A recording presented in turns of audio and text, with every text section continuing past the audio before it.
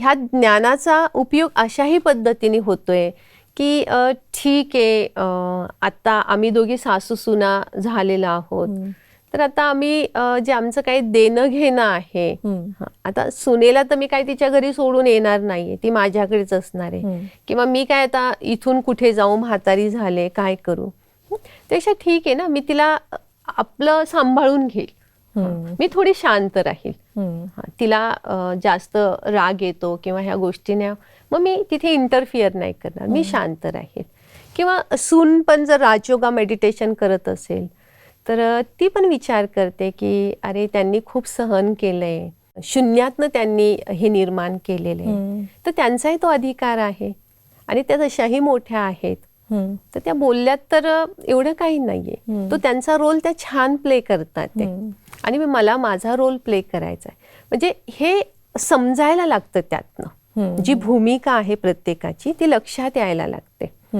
आता एक तर सासूसून मी अशी बघितली जे राजयोगाची प्रॅक्टिस करतात ते, की त्या जे भोजन असतं तर प्रोग्राम होता सेंटरला, आणि आम्ही त्या ठिकाणी प्रोग्राम करता गेलो होतो, तर आम्ही सगळेजण जेवण करायला बसलेलो, आणि आमच्या अपोजिट साईडला त्या आमचं एक थोड्या वेळाने लक्ष गेलं, ते त्या दोघी एकाच ताटामध्ये जेवण करत होत्या.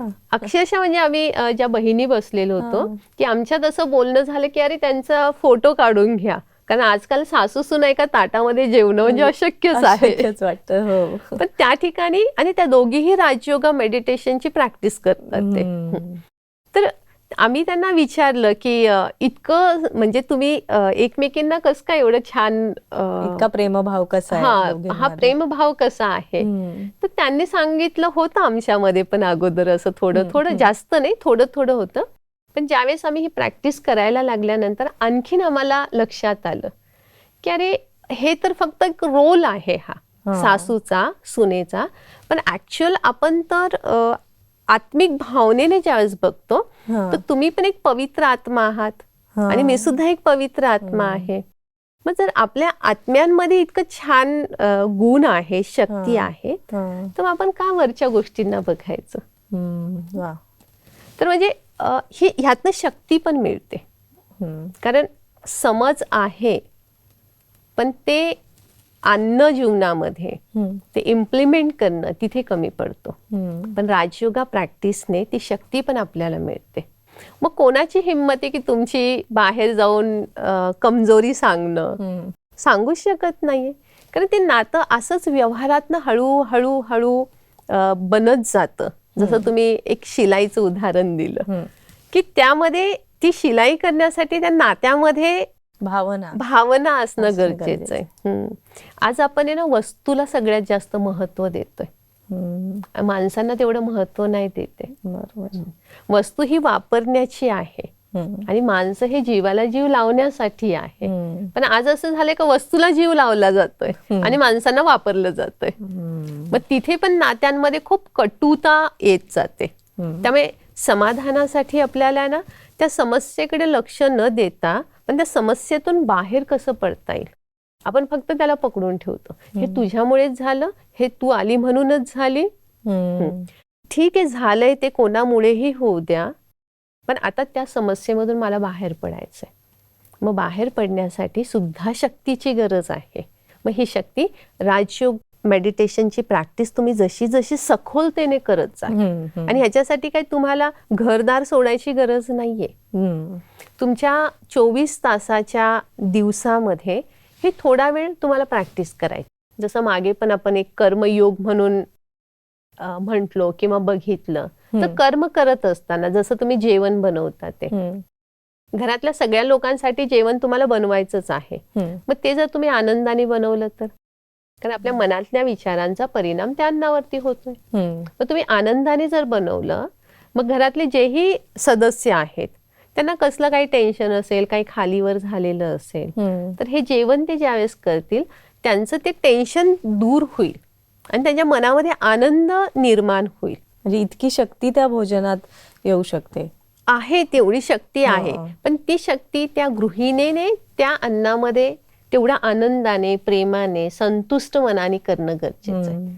नाही तर मग काय होतं, जेवण बनवतोय इकडे फोनवरती बोलतोय, तिकडे कोणाला तरी रागवलं जातंय, तर काय नाही तर गॉसिप चालू आहे, अशा खूप काही गोष्टी चालत असतात. त्यामुळे त्या अन्नामध्ये पण मग चव येत नाही आणि ती नकारात्मक ऊर्जा सगळी त्याच्यात जाते. मग जेवण करायला बसल्यानंतर अपेक्षा असते की जेवण छान झालंय म्हणावं, मग तिथे छान शब्द येतच नाही. मग परत तुम्ही एक नकारात्मक ऊर्जेमध्ये बनवलंच आहे. खाणारेही जे आहेत ते अगोदरच काहीतरी टेन्शन मध्ये आहे. आता तुम्ही त्यांना वाढलं आहे, ते जेवायला बसले, तर स्वतःहून विचार कसं झालंय. आता ती व्यक्ती पहिलीच डाऊन आहे, त्यात आणखीन डाऊन होते. मग त्यातनं आपल्याला जे एक ऍक्शन ज्याला आपण म्हणतो, तर तिथे रिॲक्शन येते. म्हणजे भोजन बनवताना पण किती सतर्क राहिलं पाहिजे. हो, हे घरातल्या गृहिणीने, मग ती सासू असेल किंवा सून असेल, मग दोघींनी मिळून जर आनंदाने केलं तर खरंच त्या घरामध्ये स्वर्ग तयार होईलच की. सगळ्या आनंदाने त्या घरामध्ये एकमेकांच्या संवाद निर्माण होईल, नात्यांमध्ये येतील. आणि जो स्वार्थ आहे तो दूरच राहील. निस्वार्थ भावनेने एकमेकांसाठी टाइम देतील. त्याच्यामध्ये आपल्या जीवनामध्ये राजयोगा मेडिटेशन ह्याचा खूप मोठा एक रोल आहे. म्हणजे मी तर असं म्हणेल की एकदा तरी राजयोगा मेडिटेशन हे प्रत्येक गृहिणीने समजून घ्यायला पाहिजे. शिकणं हा शब्द नाही मी वापरणार, पण समजून घ्यायला पाहिजे की नक्की काय आहे. आणि ते समजून घेतल्यानंतर तुम्ही तुमच्या घरामध्ये ते व्यवहार करताना वापरू शकता. आणि जिथे आपल्याला असं वाटतं की नाही, इथे माझं हे नातं ठीकच नाहीये, अशी कितीतरी आहेत की ज्यांनी राजयोगा मेडिटेशन समजून घेतलं आणि त्याची प्रॅक्टिस करतात ते. आणि त्यातून सगळी नाती जी आहे ही छान ते घनिष्ठ बनवतात ते.